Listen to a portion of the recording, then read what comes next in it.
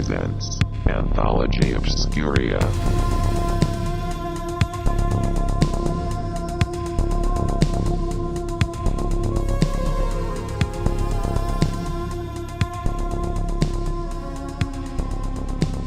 Welcome to another installment of Anthology Obscura.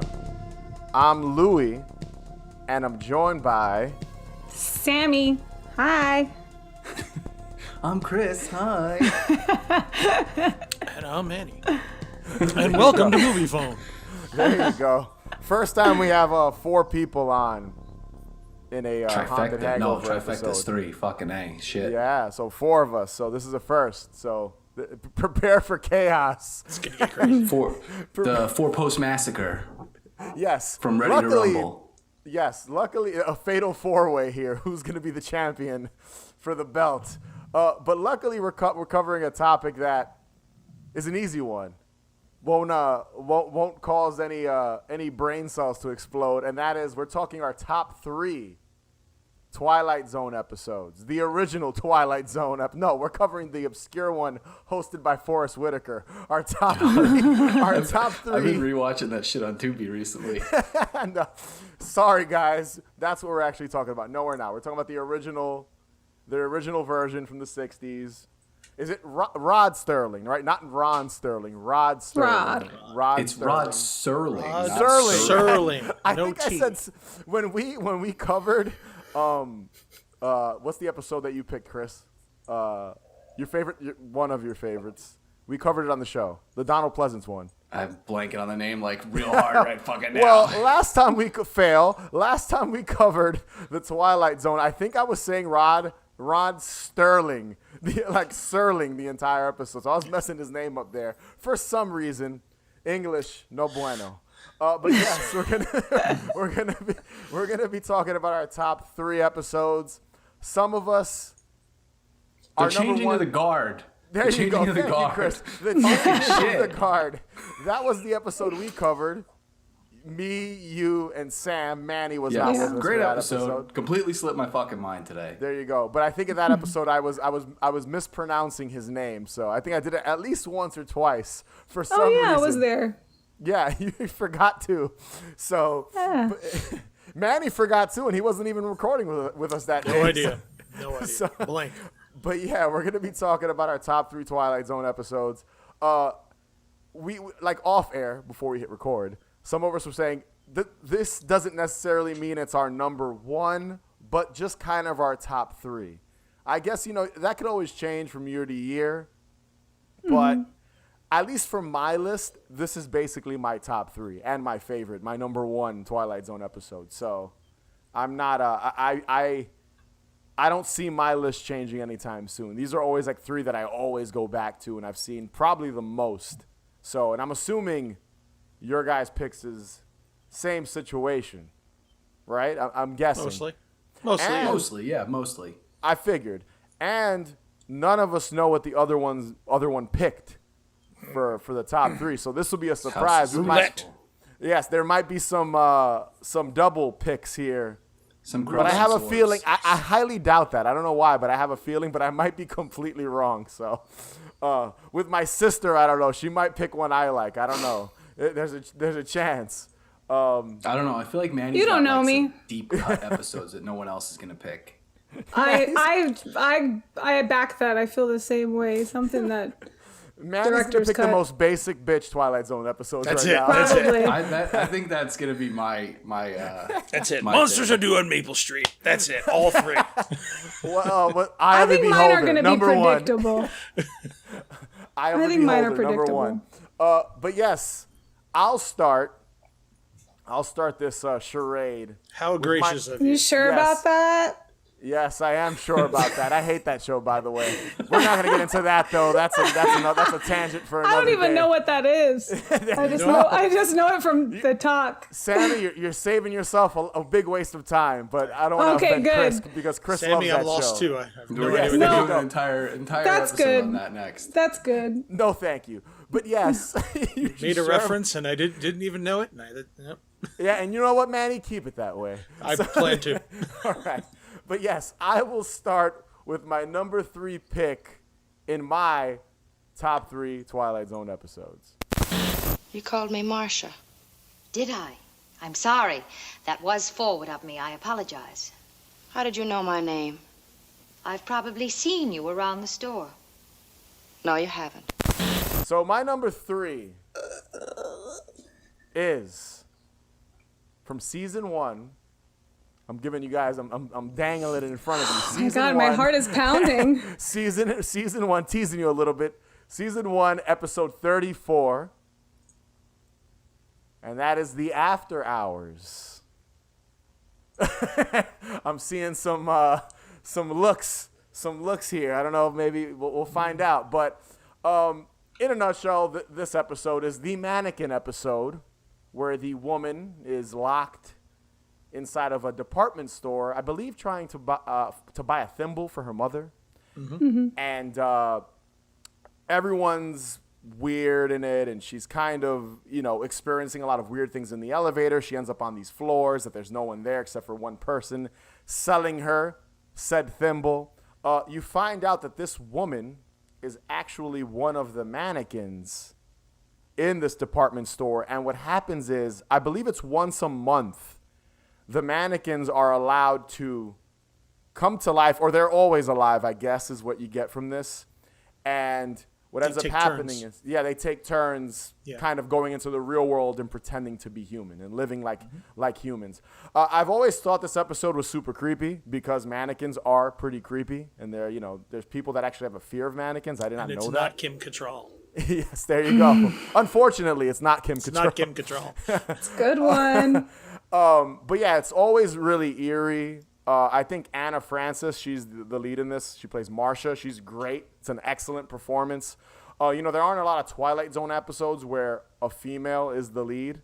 Few and far between. There's probably, honestly, a handful, maybe 10 episodes. It's either usually a male lead or a couple in a bunch of episodes, but this is a literally female-driven episode. I've always loved it. Also, those ski masks, 2 of the mannequins are skiers, and it's the weirdest shit when you see the shots of them. So scary. I remember as a kid being creeped out by this. Always loved it. They remade it also in the 80s Twilight Zone. Not nearly as good. Not nearly as effective. But yeah. I'd be curious to watch that. It's not as good. I'll say that. Yeah. I don't want to open up that can I of believe worms you. right now. I believe you. But yeah, The After Hours. Great episode. My number 3. Now, look, I don't want to make a big thing out of this, but what kind of a place is this? I mean, all I want is one small item, a gold thimble.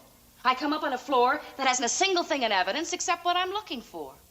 Well, you may be a little more sophisticated than I am, but this I call odd. Okay, so I think it's great that I'm next because, to no surprise, After Hours is also on my top 3, my top 3 episodes. Are you guys Season related 1, or something? episode 34. I love this episode, and I'm glad you mentioned the ski masks because when they cut to the scene of the mannequins in these garments that they're trying to sell, that one just feels so out of place and so fucking terrifying. It just looks like I wouldn't want that to come alive. Yeah, that episode I like in particular because we've seen so many horror movies and shows that we can kind of figure out what's going on, but I think to the blind eye, you don't really know what the hell's going on till the very end. She's just painted to be this erratic, crazy woman. The reason that she finds out what's going on, I believe there's a scratch on the thimble, and she wants to go to the complaint department. Yeah. But the people in the complaint department said there is no 9th floor, so she's just like, what do you mean there's no 9th floor? And I will say, a trend in the Twilight Zone series is if there is a female lead, they're just fucking lunatic. Yeah. And this is a perfect example of that. But After Hours, for sure, one of my favorites. I love her. The woman, the sales clerk on the 9th floor, I like a lot because they chose the most statuesque looking human being, she's like a supermodel actress, for sure. To play this woman, and it kind of you kind of get an idea of what the episode's going to be like after seeing her. Yeah, I don't know. I love that episode so much. So I'm glad I'm second because I could just kind of piggyback off of that. Definitely one of my top 3 episodes for sure. After Hours. I feel like it's sort of, obviously Twilight Zone is known for its twist, and this is a big one, and it's kind of the epitome of twist. You know, not like you said, Sammy, you don't really see it coming the first time you watch it. Like, oh shit, she's a mannequin. That's alive. That's weird. But yeah. There you go, Sammy. Right off the bat, both of us picked the same one. Good job. Good job. Tonight, a presentation so special and unique that for the first time in the 5 years we've been presenting The Twilight Zone, we're offering a film shot in France by others. Winner of the Cannes Film Festival of 1962, as well as other international awards. All right, I like that you said twist and like how Twilight Zone is all about the twists, because the first episode that I'm picking has what I consider like a real gut punch good twist. An occurrence at Owl Creek Bridge, which is the last ever episode of Twilight Zone that was produced. Wasn't the last episode to air, but it was the last episode that was ever produced for the Twilight Zone. It's season 5, episode 22. It is actually not originally a Twilight Zone episode. It was a French short film based on this short story, An Occurrence at Owl Creek Bridge, that Rod Serling the producers saw at Cannes, the Cannes Film Festival, and loved it so much that they purchased the rights and did a little bit of like editing and added, like the opening narration and the closing narration and made it a Twilight Zone episode. And it works so well. So judging by your like surprised reactions, I don't know that you guys have seen this episode. It doesn't ring a bell. What season was this again? Season 5, episode 22. Oh, so it's towards the end of the run. It is. It's the last episode they ever produced, sequentially. Other episodes aired after it on television, but it's the last one that they ever produced. Tell us about it. It's a guy who... It takes place in the 1800s, and it's a civilian who is hung by the Confederacy. And at the moment of him being hung off of Owl Creek Bridge... he catches a flash of, his life flashes before his eyes, and he sees his wife, and he obviously is going to miss her and wants to get home to his wife, but he can't. But then the noose snaps, and he plummets into the water, and he makes his grand escape. And over the course of the 28 minutes or so, because it's an extended runtime for a Twilight Zone episode, like 28 minutes. So like with commercials, it was probably on for closer to an hour. So he's making his escape. The Confederate soldiers are firing on him. He's under the water. He hears the cannons in the background. The cool thing about the episode is there's really no dialogue. I mean, the guy is like shouting out his wife's name every once in a while, trying to get home to her. And every couple of scenes, he'll get a flash of his wife, and this is his mission now, is to get home to his wife. And he makes it home. He gets right to the gates of his house, and he sees his wife run up from the porch to greet him. And the second they embrace, his neck snaps, and he was hung the entire time. So this entire sequence of events of him thinking that he survived, and made it, was actually his life essentially flashing before his eyes before he died. And kind of the meaning of time, like in that last moment, how much is that last moment? And I think like that twist kind of comes out of nowhere, and it's so sudden because like the way it's depicted on screen, like the guy literally is running and embraces his wife, and then his neck snaps back, and that's it. And I just think that it's such a cool visual, and it's just one of those episodes that like, I don't remember watching it like as a kid or anything during like, the marathons, but I remember like the first time I saw it as an adult, I was like, wow, this is fucking awesome. And like have since sought out to rewatch it and like read the short story afterwards. It's a great one.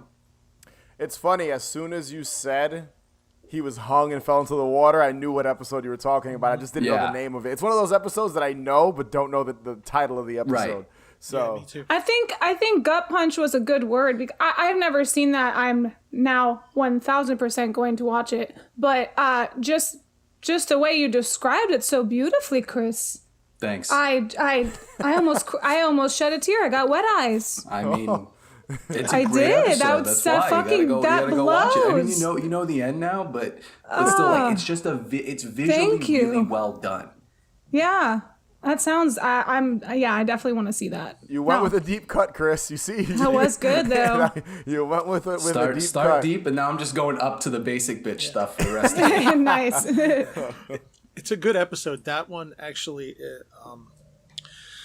before sunset, there's a moment in the beginning of the movie before sunset when Jesse is talking to the people and he says that he always wanted to write a story that takes place through the span of a pop song, where the story starts with this guy's hearing a song and then the song brings him through memories of his entire life and everything.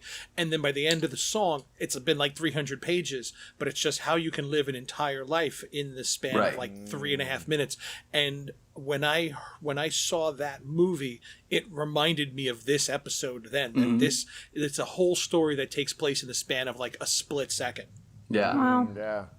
It's a really tight, from what I remember, it's been a while since I watched it, but it's a really tight, like you said, 28 minutes, and they do a good job. Yeah, it's a very, with that very short interesting runtime. like study on time. That's what I really like about it. Yeah, and that's a good comparison to, was it Before Sunset, you said, Manny? Yeah, great one. Before sunrise. Before Sunrise. No, Before Sunset, yes. Sunset, yeah. Sunrise, I think, is the second one. The yeah. second one. Yeah, so, wow. Sunrise is the first, Sunset's the second. It's in Sunset. There you go, Chris. Yeah. Picking a gem there. You are in error, Mr. Wordsworth. There is no God. The state has proven that there is no God. You cannot erase God with an edict. I'm going with, for my first pick, is The Obsolete Man, starring Burgess Meredith and Fritz Weaver. This is a futuristic dystopian society where government basically controls everything, and they have decided what is and is not obsolete. Burgess Meredith plays a librarian, and the state has decided that librarians are obsolete. Religion is obsolete, a lot of things, and so that being as he is a librarian, he is useless to society, so he will be executed. In this society, people get to choose their own method of execution, and he chooses to have his execution televised and to choose his executioner, and only the executioner knows the method to which he decides he's going to die. So they set up the camera in his apartment, and and Fritz Weaver's character comes to the apartment to kind of show him off, to show the strength of the state. And Burgess Meredith sits and they have a kind of a theological conversation of sorts. And eventually Fritz Weaver realizes that he's locked in and that Burgess Meredith has decided he's going to be blown up at midnight. The entire purpose of Burgess Meredith's setup is that he wants to prove that even though the state may be all-powerful, they are not omnipotent. Mm-hmm. And it is still the folly of man. It's still man that controls it, so man can be wrong. Yeah. So he traps him in there until about 10 seconds before it blows up, where he's going to sit and read his book. He wants to show the state cower for its life, while the state's entire purpose, it's like I think that this was a take on, especially at the time, Russia, where everything 100%. was all where everything was all about their strength and not faltering in the eye of adversity. And basically, so by the end of the episode, Fritz Weaver is begging for his life, begging to be let out, and he finally does. He lets him out. The thing blows up behind him. He goes back to the state room, and now he's determined to be obsolete, and he's put up for execution. That's another one I haven't seen in so long. I forget that one and Burgess Meredith is in that one. Yeah, because he's been in what, 2 or 3. Four Twilight Zone episodes. Wow. 4 episodes. Yes, and he's the narrator in the movie.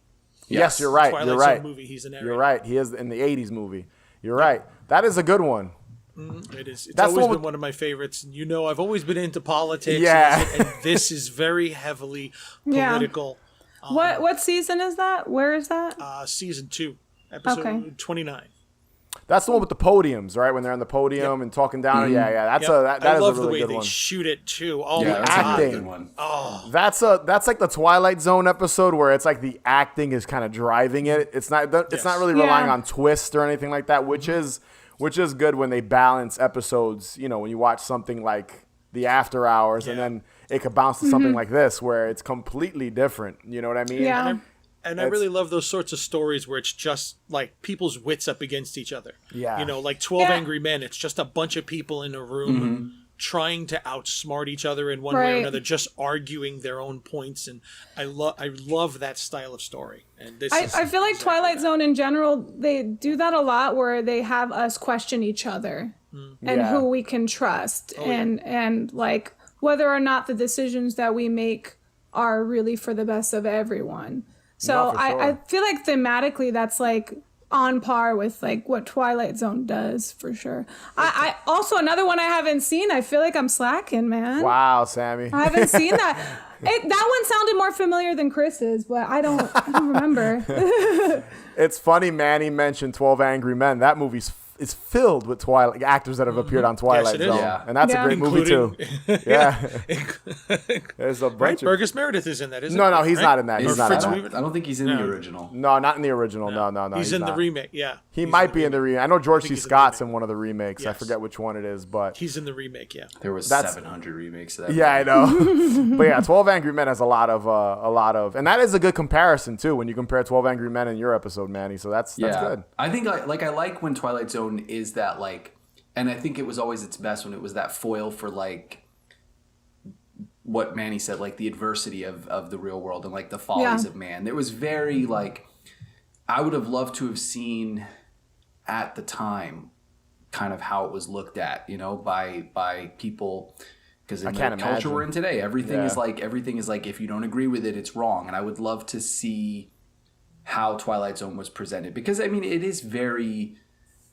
its messaging is very much not aligned with conservative values. I could see it going over people's heads though, maybe in the 60s. In the sense of like not different understanding not understanding that, you know, in a lot of these stories they're painting you as the bad guy, and justifiably so, but you may not know it, kind of thing. No Twitter for people to bitch about the episode on. That's basically that's what you got now. So if someone does this now, there's people talking shit all over social media about it. So I guess that's in the 60s they didn't have that, luckily. So I actually think that it was more black and white back then, and the adversity today is coming from the fact that there is so much gray area in everyone. People don't know when they're the bad guy anymore. Back then it was like either, but you know what, when you really think about it, with like the McCarthyism and everything of the time, the people who were being called communists and being labeled communist, they would, no, I'm not, no, you know, they were having the same argument that's really happening today, and they're calling them socialists today. Back then they were communists. It's a new McCarthy era. Crazy. We're dead, and this is limbo. We don't really exist. We're dream figures from somebody else's existence. Or we're each of us having a dream, and everyone else is part of the other person's dream. You call it. You can have it. That's the one thing we have an abundance of. Possibilities. All right, so number 2 in my list is part of season 3, episode 14. There's kind of a theme with my with my episode, sort of. And that is the episode. No pumpkins. There's no pumpkins in the Twilight Zone, unfortunately. Boo. I deduct half a star on the show, half a digit for that. 4.5 because there's no Halloween. 4.5 because there's no Halloween episodes. But yes, my second pick is the episode 5 characters in search of an exit. So that's this episode has always been one of my favorites. Once again, pretty eerie. In a nutshell, what happens in this episode is you've got 5 people, all characters. You've got a clown, a major, a ballerina, a bagpiper, and a homeless man, or tramp, as they call him. Call him a tramp. He's a tramp in the episode. He's a tramp. And they're locked in a cylinder-type room with no exits. The opening is up high, which is pretty, they can't get to it, is literally their only escape. And they're kind of trying to use their wits to kind of get out of the cylinder and figure out what's going on. And they have several failed attempts. They try to jump on each other's shoulders, try to hop over. At one point, I forget which character it is, but they compare the situation to being in hell. Really bleak. you know, and when you watch this not knowing, once again, the twist ending, you're kind of like, what do all these characters have to do with each other? It's kind of random. Stuck on an island. Yeah, it's like, you know, you think about it. You got this homeless guy, you got this clown. You know, it's like, what do they have to do with each other? And the big reveal, and this is kind of like another episode where there's a lot of banter between the characters. They don't get along. Like the clown's acting like a fool, and the sergeant or the major, is upset with them and acting annoyed like by a him. major. Yeah, acting like a major. All kind of their personas mimic how they act, but you can kind of see how through the episode they all just hopeless by the end of it until one of them escapes and you figure out what the twist ending is, and that is that they're all toys. They're all dolls inside of a, if I remember correctly, donation bin. Is it during the holidays? I believe so. Yeah, yeah, it's a Christmas donation bin. Which is funny that it wasn't snowing the whole time. Yeah. Interesting. Cool. But yeah, they're all toys, and this is another example similar to the After Hours, which I can compare the two because the twist ending is so kind of like out of left field, and it really isn't because it's kind of in your face. When you're watching it, it's obvious that these people are toys. They're not, they're not human. Yeah. They're human, but there's something off by just the characters themselves. And even the title itself, 5 characters in search of an exit, tells you that these are not, humans. These are not people. These are toys. And I just always loved it. Similar to my previous pick, just that twist ending is so eerie and weird. And there's even a shot where you see the I believe it's the major that gets out, hit the ground, and it transitions literally from him being, the human form to being a toy. And then being picked up and thrown back into the bucket. And the classic Twilight Zone yeah. scream. I venture to say that Toy Story would not exist without this episode. Neither would Cube. Yeah, Cube, Toy Story. You're right. That the fact that these toys are alive and don't realize it. All of Lost. This is the episode. Yes. All of Lost. And this isn't the only Twilight Zone episode that the big reveal is that they're dolls or toys. Yeah. There's other episodes where that's the twist ending is, I think in one like of them. The mannequin. Yeah, similar, kind of. That's why I'm like, these picks are kind of back to back for me. Because both are just things that aren't living. Maybe one of those other episodes is coming up in somebody else's picks. Who knows? Possibly. But I don't, possibly. But yeah, great episode. Another thing I consider kind of the epitome of Twilight Zone.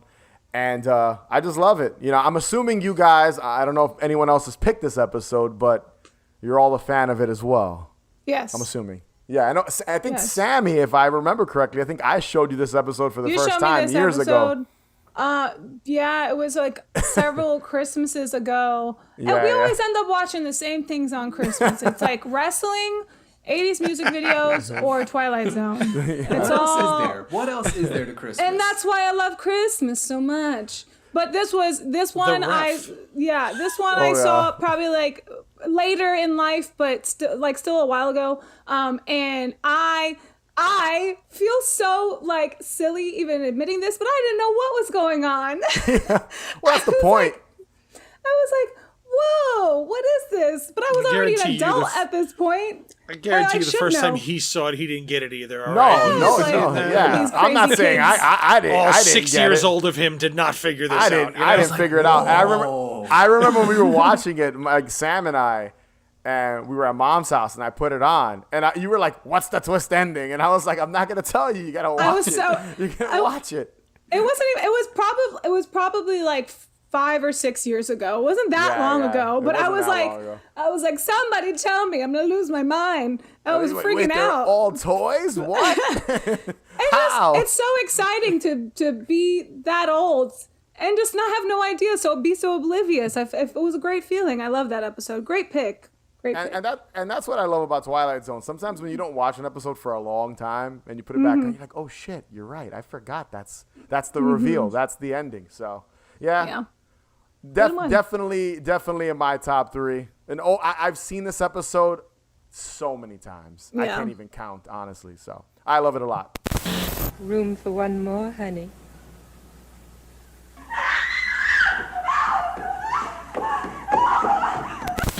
Okay. the next Twilight Zone episode of my top 3 Twilight Zone episodes is from season 2, episode 17. It is 22. Are you familiar with 22? Yes. All right. I'll try and simplify this. I have a really winded synopsis here that I wrote myself because I love to write, but I will make it simple. So we have Liz Powell, who wakes up in a hospital. She is a dancer. I think she's a stripper, but they're not allowed to say that. So wink, she's wink. She is definitely a stripper. Yes, she's an overworked dancer who had to be hospitalized from being physically exhausted. And she's very much like a knockoff Marilyn Monroe, kind of like poor man's Marilyn Monroe, like archetype. Just big boob blonde hair, bimbo-y kind of character. She wakes up with this, she has this like reoccurring nightmare where she gets up from her hospital bed. She's like really thirsty. She reaches for a glass of water. The glass breaks, falls down, the water spills everywhere. She gets out of her hospital bed to walk down the hallway or down the stairs or elevator or something like that, and ends up at the very bottom floor to this room and with the number 22 on it that says morgue. And when she goes and approaches the door to see what's going on, a nurse comes out and goes, "Room for one more, honey." And she has this dream, this nightmare over and over and over again. She don't know what's going on. Of course, crazy, erratic woman, kooky pants, like, all the doctor and the other people at the hospital think she's nuts. So when she finally recovers from her, just imagine just going to the hospital for being tired. That sounds great. So when she finally recovers from just being exhausted, she's headed to the airport to go to her next gig, which I think is like in Florida or something like that. And she notices all these coincidences. It's like deja vu. And it's almost like these nightmares are trying to tell her something because they call for her flight number 22. She's getting the willies now. She starts acting crazy. She walks over to the plane and the flight attendant or stewardess who welcomes her to the plane says, "Room for one more, honey." Loses her shit, just grabs her bag, starts running off the plane erratically. Craziest, most fucked up ending ever because the plane takes off and fucking explodes. Yeah. It explodes. And she's just watching it from through the window. So, okay, she lived, but her nightmares were telling her something. She does that. It's funny too because I love that episode. That is a good episode. It's funny too because every time I've seen this episode, they always say like Final Destination was supposed to be like an X-Files episode. And every time I watched this episode, I was like, this had to have been the inspiration for at least the first Final Destination, just kind of getting visions of dying and then kind of deja vu, and then it's a plane, just like the original Final Destination. So that's what always reminded. I was like, this had to have been an inspiration, 100%. For sure. You know what I mean? Yeah, I love the and the thing is that the episode feels long because they make you sit through the dream like 2 or 3 times and you're like, okay, we fucking get it already. But it's obviously purposeful. Like it wants it to feel winded and dragged out, and it wants this crazy build-up. It wants to disorient you. I always felt that with this episode. It wants you to feel it. And just that room for one more, honey. So fucking cool. I definitely top 3. Such a good episode. Great acting as well. I forgot about this one. Yeah, she is really good in this. It's been a while since I've watched it. I have to revisit this one. That's one I've got to give another watch. It's been a while. It was another one of my alternate picks. Whoa, there you go. Sweet. Manny has a pick of 50 in front of him. I've got alternates too. Guys, I picked one that Manny picked. Ooh, there you go. So, good one, Sammy. That's a great episode. Cool. You did have a few drinks at the party now, didn't you? 1 or 2. Mm-hmm. Well, somewhere along the line, your drinks caught up with you. And you got lost. And we ended up here in Centerville. I suppose it's the kind of screwball thing that I would do. So my next pick, I'm going to go a little bit back and piggyback off of Louis' last pick. What he said about how there's other Twilight Zone episodes that kind of sort of have that similar theme. I'm going with A Stopover in a Quiet Town. Season 5, episode 30. So, as I said before, produced prior to An Occurrence at Owl Creek Bridge, aired after it. Stopover in a Quiet Town, basically this couple wakes up with no memory of how they got to where they are. They're super hungover. And they realize that this town that they're in is just, something's off about it. There's fake grass outside. There's fake animals in the trees. None of the appliances work. The drawers are welded shut. And they have no idea how to get out of this town. Their car's not working. They keep hearing the laughter of this little girl. They're trying to find this little girl. There's nobody else in the town besides the two of them. And finally they get on the train to exit the town, and the train starts moving. They're like, great, we made it. We're out of this weird, freaky town that everything is fake inside. And the train goes in a circle, brings them right back to the center of town. And now they're freaking out because they're hearing this little girl laughing again, but they can't find where this kid is, and they're the only two people in this town. So then down comes a giant hand and scoops these two people up.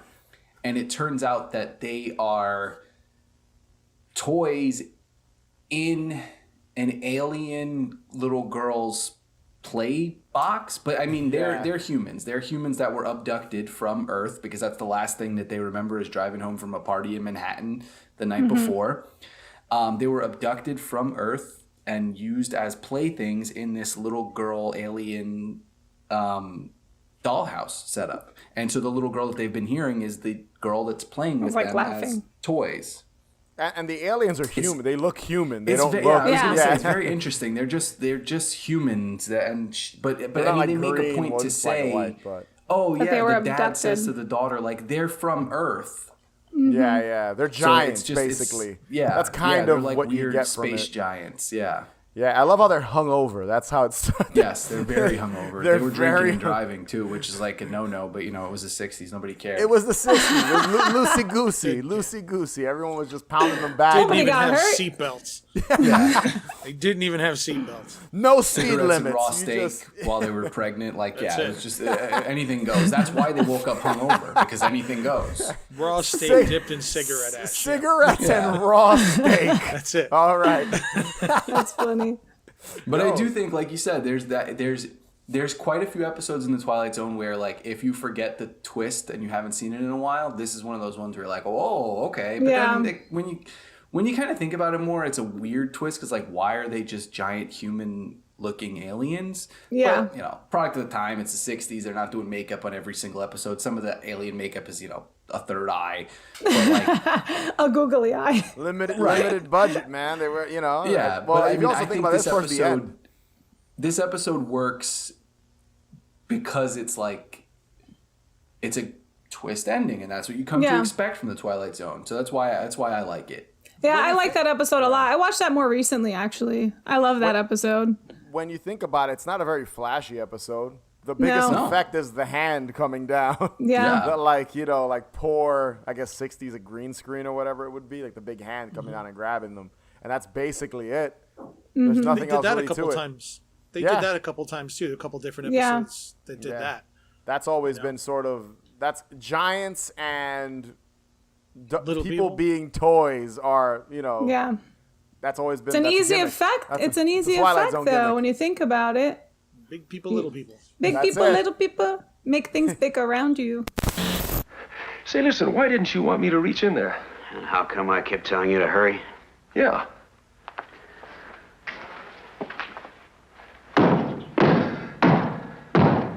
That's why. It was closing up all the time you were in there. My next one goes hard sci-fi in this one. Little Girl Lost, Season 3, Episode 26. I think a couple of somebody else might have had this one, huh? Yeah, it's an incredible episode. Or did you cover it already? I don't know. No, we did not. All right.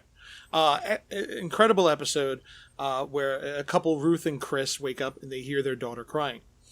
and they go into her bedroom and they can't find her. Eventually, they figure out they figure out that there is a hole behind the door. The wall just disappears.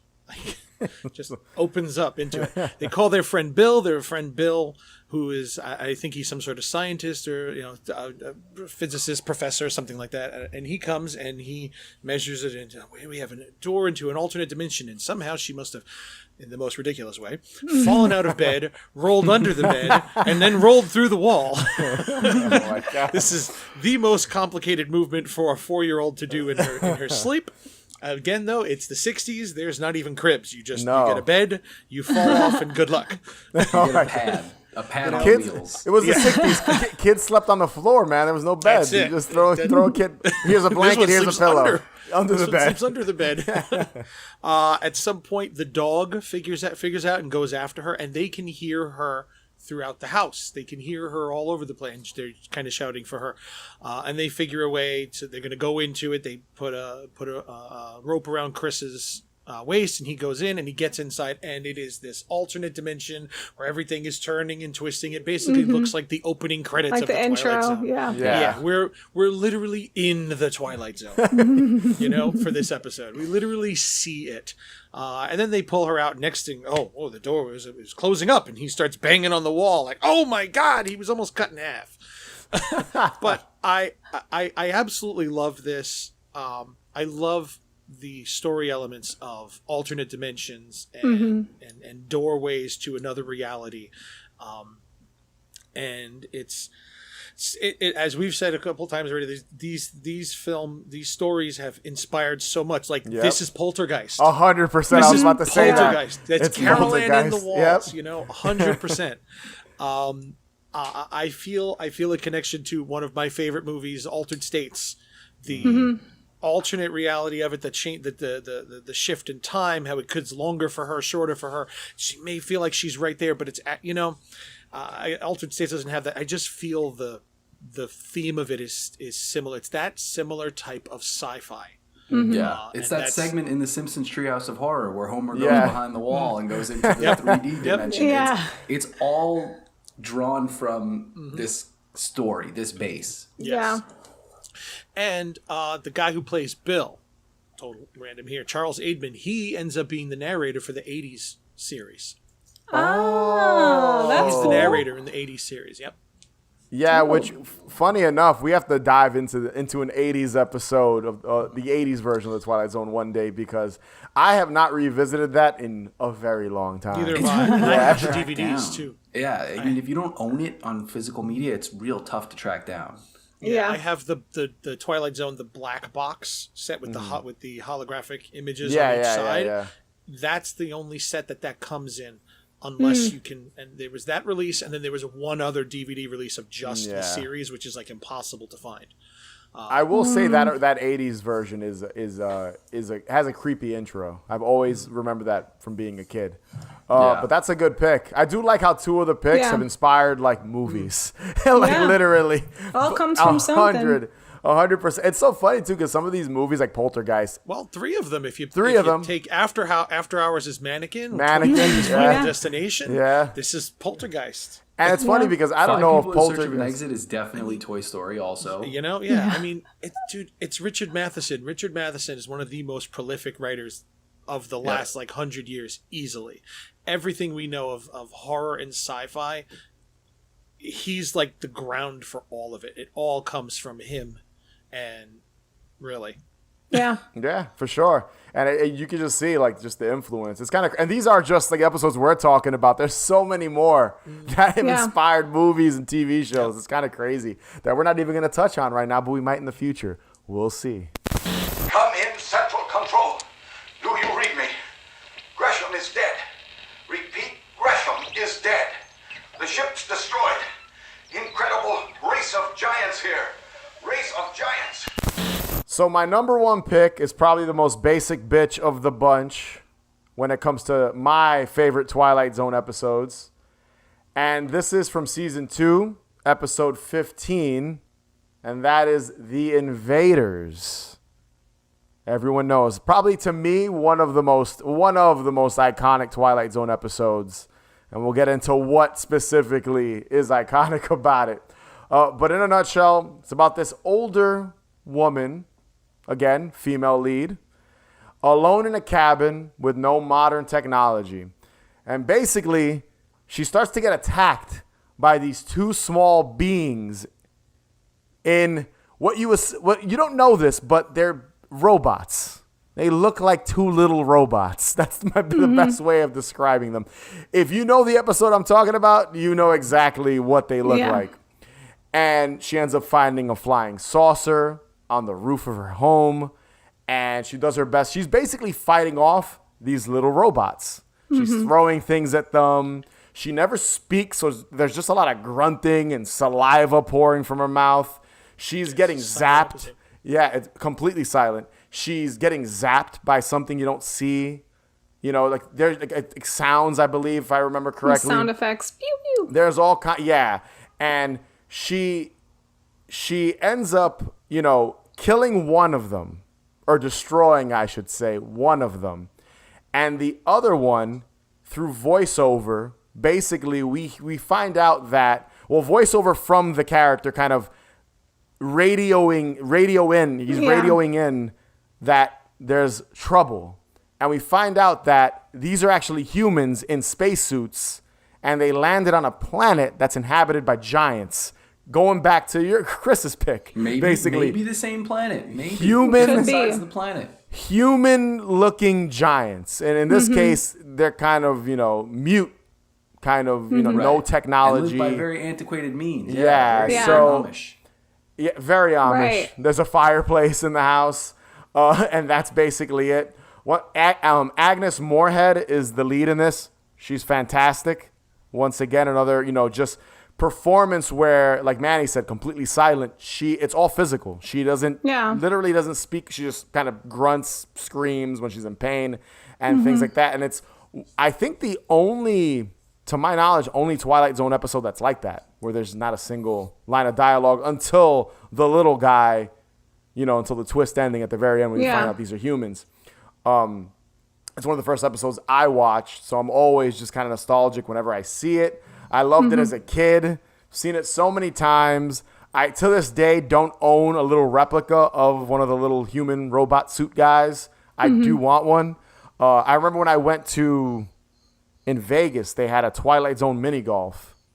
And they had a giant one of these guys, one of the robots. It was so funny because in the episode they're tiny, but at this mini golf, it was a giant one of them. And you basically didn't try to take it? No, put it in my back pocket.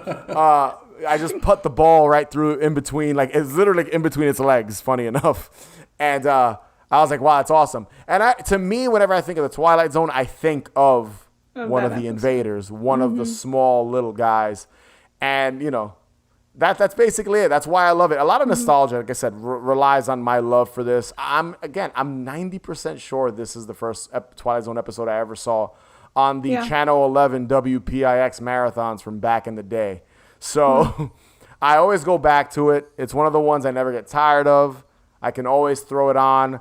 Most people are familiar with it. If you tell them the invaders, they'll know exactly what you're talking about. Like, oh, the one with the little robot guy, right? Everyone always thinks it's a robot for some reason, but it's not. It's a human in a suit. That's how the suit looks. I think that was intentional. They wanted you to think it's a robot, but it's just a human in a suit.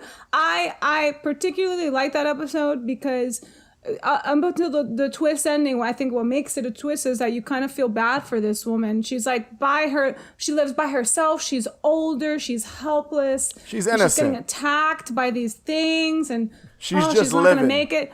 But then at the end, she's apparently the monster, and they're just trying to invade. And they're just it's kind of insinuated that they stumbled on this planet. They went to go visit it and didn't know that there were giants on it. So it's an accident. It's like if we went to Mars and there's really shitty reconnaissance. Yes, exactly. You looked at this planet, you didn't see things that are 30 times your size. Yes. How big? Like, this is like us going to Jupiter and then looking down and like, hey, there's no, and then if there were giant people, shadow. yeah, if there's people on Jupiter that are relative to our size in the planet, you look at, I don't see anything there, and you get there and they're 50 feet tall. How did you miss that? That's funny. These are like kaiju-sized people on this planet, basically Godzilla, because the robot guys are maybe a foot. Little under a foot, possibly. They're under her foot for sure. Like they're tiny, so it's always funny. And and with this role, Angus Moorhead, you could tell she got in. She's sweating. She's looks stressed out. Like it's just impressive, and it's funny because I don't know her from anything else. There's nothing else. I'm sure a lot of these actors have been in other stuff. When it comes to the Twilight Zone, especially. But yeah, every time I watch this, I'm always like, wow, this really is. And she looks crazy, her hair and everything. It's just great. And I've always loved it. And I don't think anything will ever, I love a lot of Twilight Zone. I love all Twilight Zone in all honesty. But for me, this is just the one I always go back to. This is the one that represents the show to me. And anytime I think of it, I think of the Invaders. I actually want to get the little invader tattooed on me eventually. So cute. We'll see one day soon, hopefully.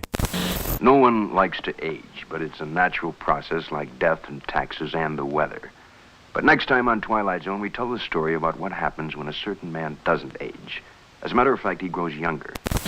All right. So for my final pick, one of my favorite ones, definitely up there, A Short Drink from a Certain Fountain. That's season 5, episode 11. If you're not familiar with it, God, I love the writing in this episode so much. The dialogue alone feels so like 60s, the stereotypical characters here. But we have Harmon, who is an older gentleman. They don't specify how old he is in particular. He's older, though. He's great. He's wrinkled. He's slow.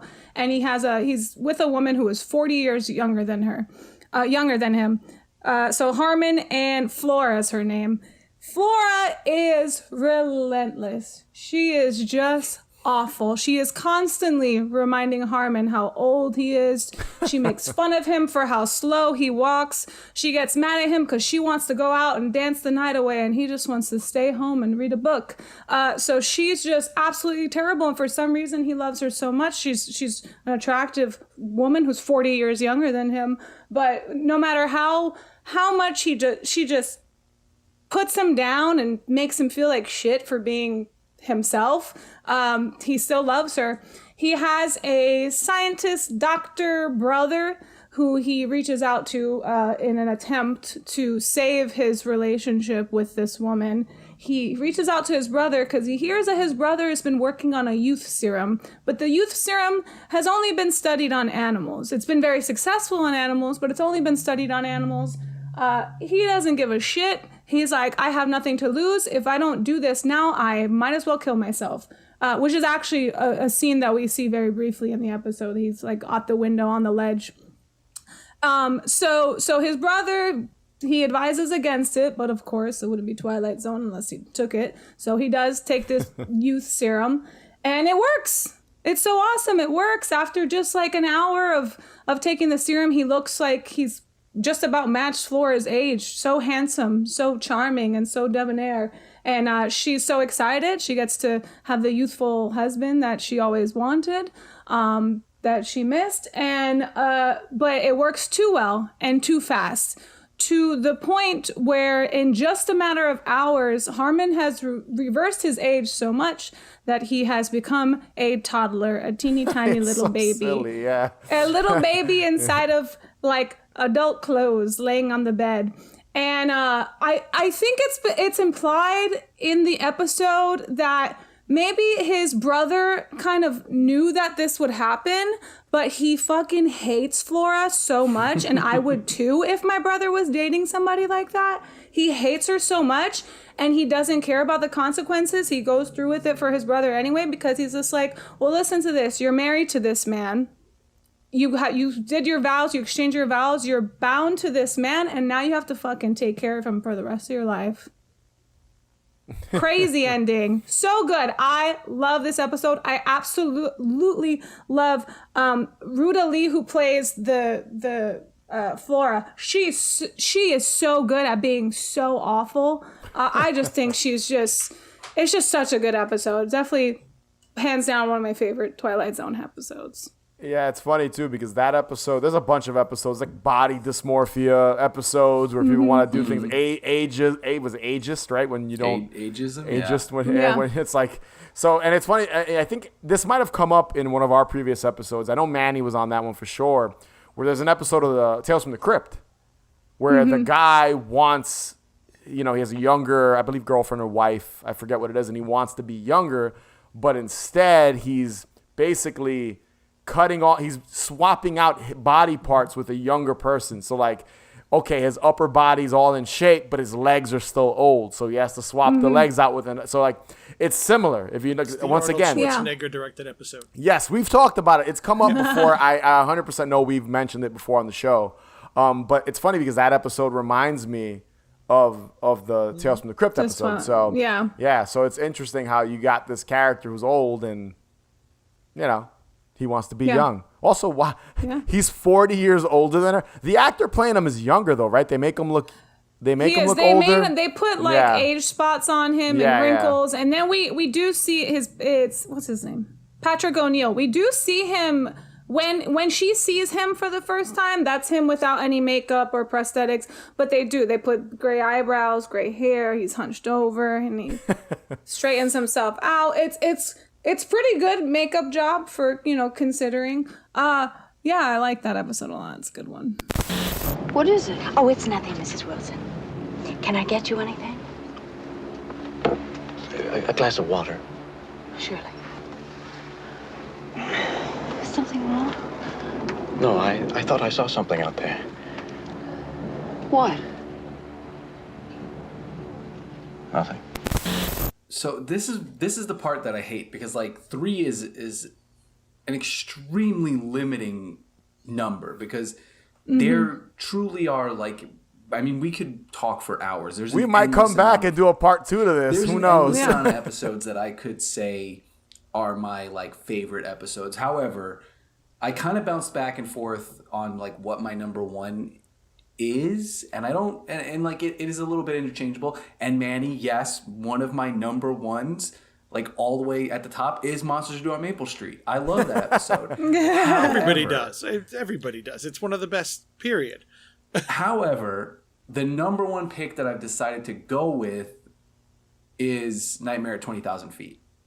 Oh. That to me is like, that is the Twilight Zone episode. I feel like it is that scene. I mean, do I really have to like break it down? Does anybody listening to this episode everybody knows 20,000 feet? I think that's 20,000 feet is based on a Richard Matheson story, like Manny said before. Directed by Richard Donner, starring William Shatner. Like, I mean, it's just a heavy hitter episode. It is. I remember watching it as a kid and being absolutely fucking terrified of him opening the windows and that fucking gremlin face just pressed up against like the with giant dripping sentient rain. Cotton ball that's on I mean that episode legitimately ball. scared the crap out of me as a little kid. It scared the crap out of me. It is creepy. To me, like, I think it's the like pinnacle of Twilight Zone episodes. You tell somebody like to name a Twilight Zone episode, chances are, as someone who's not a fan of the show, that's probably going to be an episode the one that they know. Even people who are a fan of the show are going to pick it. Like it's in everyone. I think it's in just about everyone's top 10. That and Eye of the Beholder. Those are the two that are always. I think there's just like iconic imagery that you associate with Twilight Zone, and that is up there. Yeah. And I mean, like, William Shatner's performance is just killer. Like you were saying about Agnes Moorehead, like sweating, and he is so over the top and like scared, and you really feel the terror in his face. And also, like, I'm sure that it's contributed to a lot of fear of flying in people over the years. Like it's a story that of course it cannot happen. I mean, there's probably no gremlins ripping up wings of planes, but it plays to that fear of flying that people have in such a way that, like, it manifests that fear as something tangible. And I think that's kind of the scariest part about it. And to me, that will always be like Twilight Zone for me. Yeah, I agree. It's one of those episodes too where they build it up that you're assuming he's, maybe this is all in his head, but then with the ending, when you see it's opened up and you see that the wing was ripped open, and that last really kind of just eerie shot of the wing all messed up, you're like, oh man, there really was something on the wing that was trying to take the plane down. For some reason, this creature just likes to destroy planes. You know what's always freaked me out about this episode? How did that creature get up there? What's the? I want the lore. I want the lore. It's a gremlin. Maybe it has wings we've never seen. It's a gremlin, just like Dick Miller talks about in Gremlins. There were gremlins up there. That's what this is. Yeah. He's a gremlin. Show up. They just show up. That's pilots always talk about gremlins in the plane, gremlins in the engine. He's a gremlin in the engine. And I will say this is one of the few stories that was remade with John Lithgow in the 80s film. That's really good. Yeah, I was going to bring that up. Also kind of sort of remade in the 2019 there's a new Twilight Zone. The Jordan Peele one. It was called Nightmare at 30,000 Feet, and it took They're on an island. It's a little different. Yeah, it was like something to do with a podcast. I don't really remember it was that one. weird. That one was kind of a little too bad. little too pretentious. I actually saw the John Lithgow one first, but that's because I watched movies way too younger than I should have. I mean, I probably watched that. I had to be like 5 or 6 years old when I saw that the original Twilight Zone movie. I think it's still the John Lithgow version. He plays it super well. It's still great. It's still well done. My only gripe with that one is the gremlin looks. I like the way the gremlin looks. I love the way the gremlin It looks like a chupacabra. Yeah, I think that's less scary than the man in the mask kind of look. See, that's my only gripe with it. Because I saw that one first, when I finally saw the Twilight Zone one, it didn't. Like, I loved the epised, but it didn't do it because it was just a guy in a big puffy suit. Right. Yeah, it was this big fluffy suit. It was like it didn't look like a creature.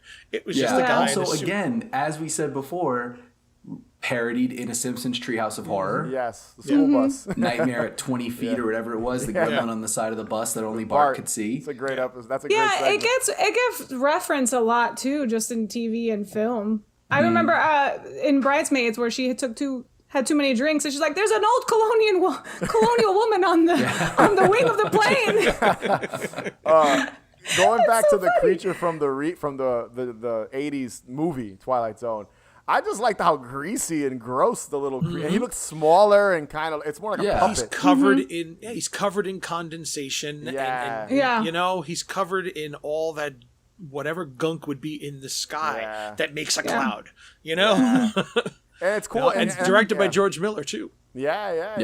So, I could see us in the future covering the Twilight Zone movie. So we'll leave it at that. We won't dive into that one too much. But I do love this story though, to the point where I actually have a fan fiction story that a script that I've been working on for a few years based on this episode.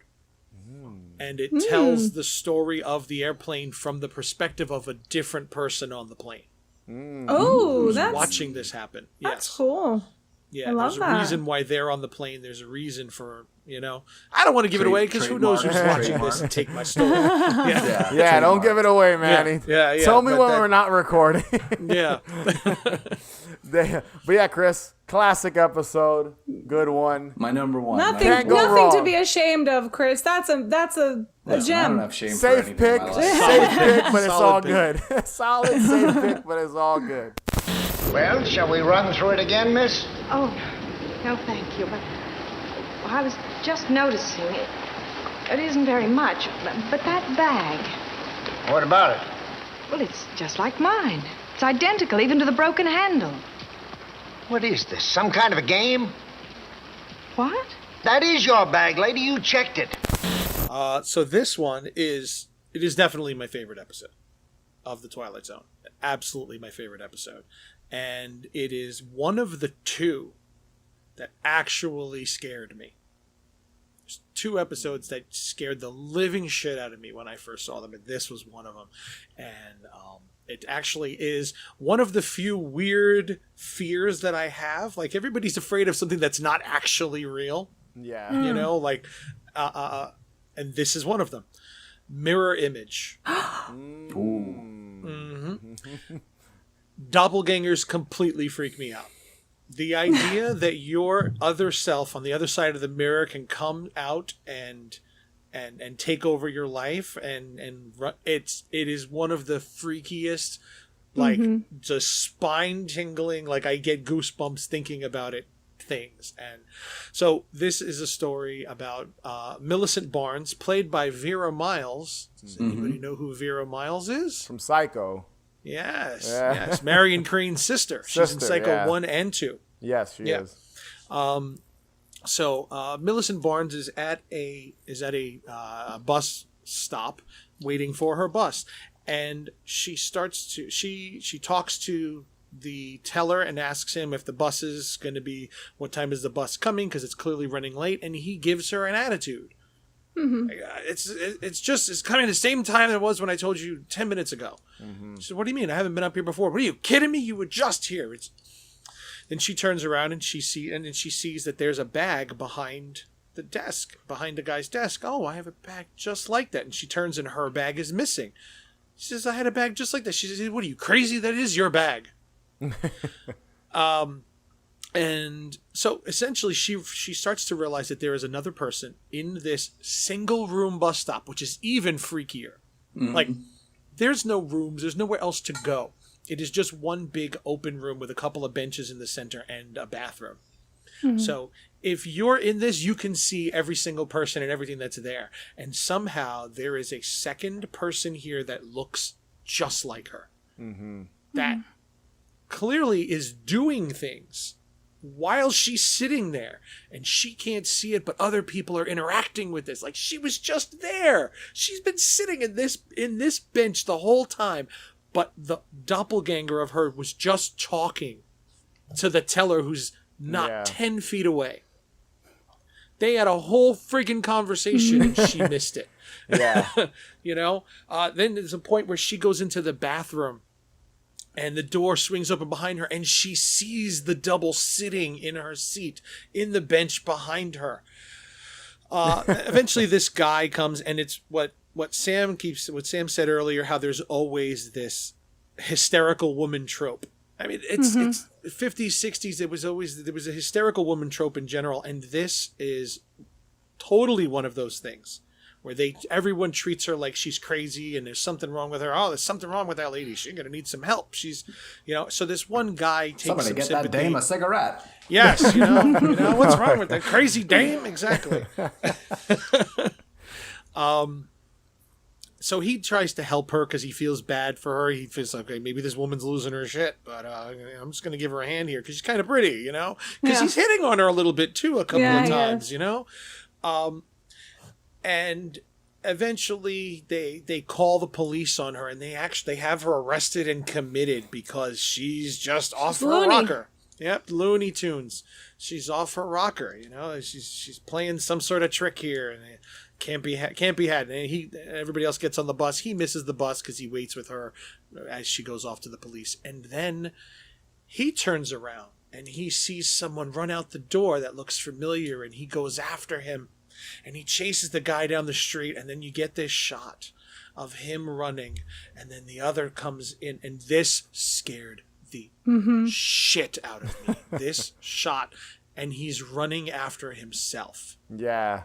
That was the shot that just freaked you That was out. it. I was done. Yeah. I was not sleeping for days after that. The concept of like a mirror, like, yeah, you're right. Like just the doppelganger whole concept. Because it's ambiguous in this episode too. Shot is like it is ambiguous. Yeah, the abruptness of him running into himself is because like that's it. That's where the episode like ends. Yeah, and then the thing, and it turns around and it smiles at him, and he looks at it, and it stops, and he just runs off, and then that's it. The end, and that's it. The end, it's over.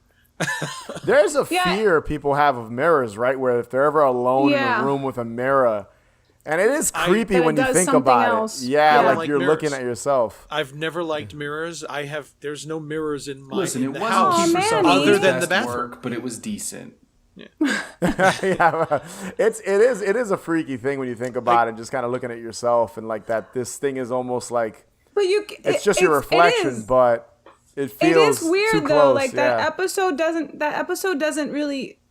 It's really up to your interpretation There's of no what exactly explanation. happens. Like, is it all in their head, or are they delirious because they're tired, or is this haunted, or is it, what realm are we in, or does everybody have a doppelganger, or is it a ghost? Like, I don't really know. I love that episode. That was actually like a honorable mention. That was like a number 4, let's say, for me. I couldn't decide with my 3, but I love Mirror Image. For the same exact reasons, it fucking freaks me out. Yeah. Why And is then my also, who's touching my bag? Who's the real one? Is the one Yeah. who dropped the bag off first the real one? And You're right. is the one who got on the bus the real one? Exactly. That's part of the freakiness. There's such an Are you the unnerving, doppelganger? Like, not knowing, right? Yeah, and you've not known this whole time. There's a real terror in that unknown. Yeah, it's funny too because what is it? Us, Jordan Peele, Us. Oh, yeah. 100% was inspired by Oh, this yeah. episode, the whole doppelganger thing, and how It's a there's good movie, For sure. but I hate him for it. oh So man, He got real good. close. He got real close to making an amazing film. I'm not going to go into this, but We he don't got have real to, close. because I fucking love that movie too. I love it Uh-oh. too, but there's a there's a I part have of so you many that- I have so many problems with it. As good as it is, I think that's part of what makes a good movie when there's a million problems with it, but you still love it. That's what makes it. Like, Yeah. I still love the movie, but Jesus Christ, it makes no sense whatsoever. yeah, Absolutely no sense. And that's the magic of Twilight Zone when you think about it. These stories are so Yeah. simple. They keep things Yep. kind of ambiguous where like you don't need everything spelled out for you. You don't need an answer No. to everything. Some of I my think all it- of my it- picks it there is an plays to answer. the audience's Yeah. fears in a lot of ways, and it plays Exactly. to interpretations, and it lets you as a viewer kind of decide what you want to take from the episode. For sure. Yeah. And that's all of Twilight Zone, whether it's a mannequin, how does a mannequin come to life and have a personality and all that, to, doppelgangers, to something on the wing, of Yeah. a plane. Like, am I an NPC? Yeah. Or am I the main character? I don't know. Yeah. Those I eyebrows. could be a sim. That is main you never character know. eyebrows right there. Thanks, Manny. All right, so we'll run down the line. Everyone pick one episode that was an alternate or one they were thinking about picking and then changed their mind last minute. I'll go first. We'll go in the same order. So mine was season 5, episode 17, number 12, Looks Like You. That was one of my, I'd say an honorable mention. One I was toying with, maybe pulling one out and pulling out the after hours for that one, but Yeah. I stuck with the after hours. But I am a big fan of number 12, Looks Like You. Great episode. Maybe we'll come back around to this one in the future. Sammy, an honorable mention. I don't have note of like what season or episode it was. Yeah. I did already note that Mirror Image was definitely like a number 4 or 5 to me. The 16th millimeter Shrine. If you're not okay. familiar with that, it's a really creepy episode. I like it mostly because I can relate to the themes in that episode. It's really creepy, really cool. Definitely a favorite. Chris. I'm going to throw in another Burgess Meredith, Time Enough at Last. I think, Of course. is so fucking bleak. Yeah, it's It's depressing. such a bleak episode, and that's why imagine just being the last dude on Earth, and then you're fucked, and you can't do the one thing you want to do. It's so Yeah. bleak. I love it. Yeah. Sucks to great. be him in that episode. Manny, one honorable mention. Just one. The one is the other episode that scared the hell out of me. The Howling Man. Oh, of course. Oh, That's a classic. Sean Carradine. Yeah. Oh my God. Yeah. That the Devil's Transformation. Just, it was like first time I saw that, it was like the first time I saw it, like Leatherface slam the door shut Yeah. after hitting. Yeah. my stomach and heart just seized. Yeah.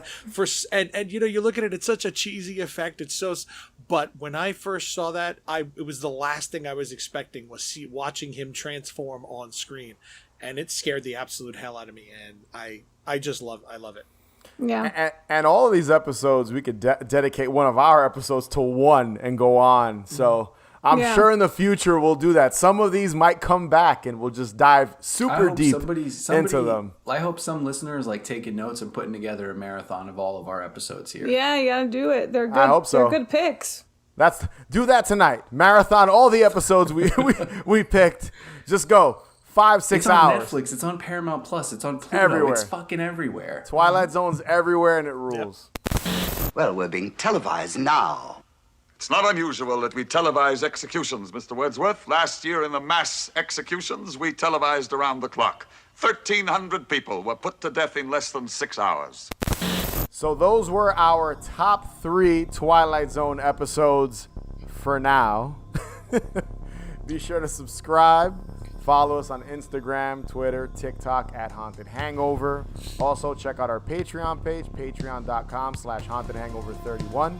And if you can rate and review us, that would be greatly appreciated.